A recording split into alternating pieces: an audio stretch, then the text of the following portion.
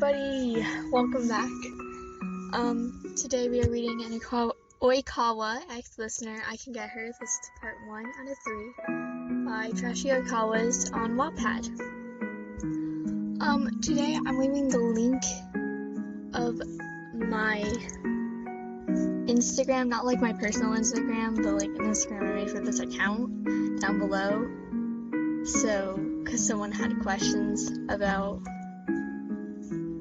how to start a YouTube channel like this, and I can't really explain it well. So, yeah. Anyway, let's get into this.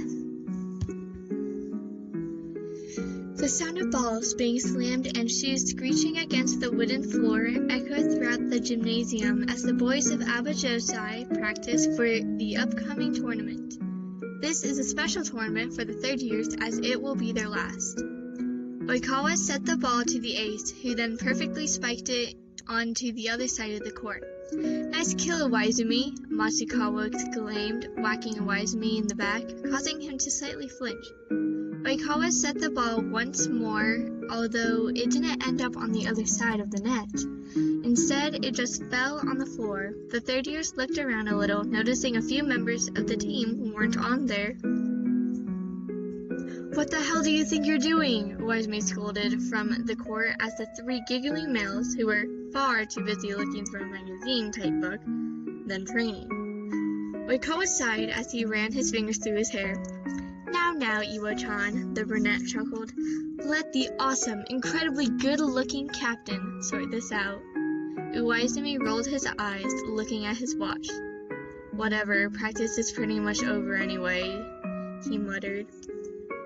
Hey, the captain chimed, walking over to the three males. The three instantly flinched, shut the booklet closed, and covered it with one of their other magazines as the coach approached them. Unfortunately, it probably wasn't the best magazine to have used. As the brunette made his way to the three, he stopped and gasped in mock terror. "These naughty boys are looking at porn!" he exclaimed, pointing at the magazine covering the booklet. The gym fell into an instant silence as the rest of the team stared over at them.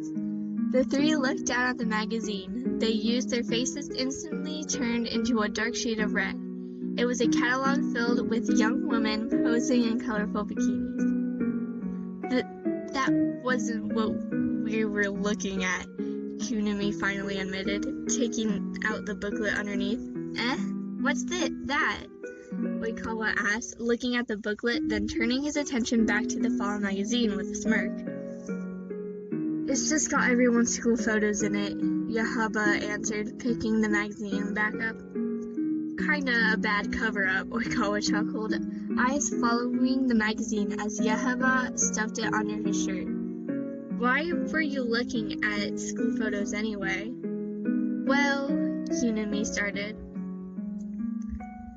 The bell indicating the end of the day rang as the once empty hallway was suddenly flooded with teenagers. Thankfully, Hawaiian had a locker a little away from everyone else, so it wasn't usually crowded. To Hawaiian's surprise, as she slowly made her way to her locker, she noticed a certain brunette leaning against it along with his group of fangirls surrounding him, and her locker. "Excuse me," Hawaiian tried to push through the fangirls, only to be shoved onto the ground. "Oikawa-sama, how are you feeling about the tournament?" "Yeah, you guys are definitely going to win." "For sure. Oikawa-sama, can you take a picture with me?" "Me too." Just great, Hawaiian thought to herself as she started picking up her books from the floor. "Sorry girls, not today," the brunette answered in a half chuckle as he rode the back of his neck. "Aw, but Oikawa-sana, we'll see you tomorrow, bye!" "Bye," Oikawa smiled, waving goodbye to the group of leaving girls. "Are you okay?" he asked, holding his hand out in front of Hawaiian. Hawaiian finished gathering up all her books, and her heart raced for a second as she took his hand and he helped her up. A small tint of red formed in her cheeks as the brunette continued to stare dreamy-eyed at her. Can I help you with something? Lion finally asked, taking out her bag. You walk home, right? Oikawa asked, ignoring her question. Lion slightly nodded, closing her locker. How about I walk you home? Lion flinched at the sudden question, but shook her head. I'm fine walking myself, she stated as she began walking off. Oikawa blinked a few times at her response before running after her. Wait, Lion-chan, the brunette whined, making his way by her side. It's the least I can do for causing you to fall like that earlier. Lion groaned a little, tucking her hair behind her ear. Whatever, she mumbled. So what kind of things do you like doing, Lion-chan? Oikawa, who was now carrying both of their bags, asked as they made their way to Lion's house. I don't know, not much. Eat, sleep, Lion replied blankly. Oikawa giggled. You're cute, Lion-chan. Baka, she mumbled. You know, most of my fangirls would practically die to have me walk them home, the brunette stated, feeling a little proud of himself. Well, then I guess I'm not like most of your fangirls, Lion replied. Oikawa knew that from the beginning. He liked that about her. Well, this is my house, Lion said, stopping. Oikawa stopped as well and handed her her bag. So, what time do you leave here in the morning? He asked. Huh? I want to know what time I pick you up.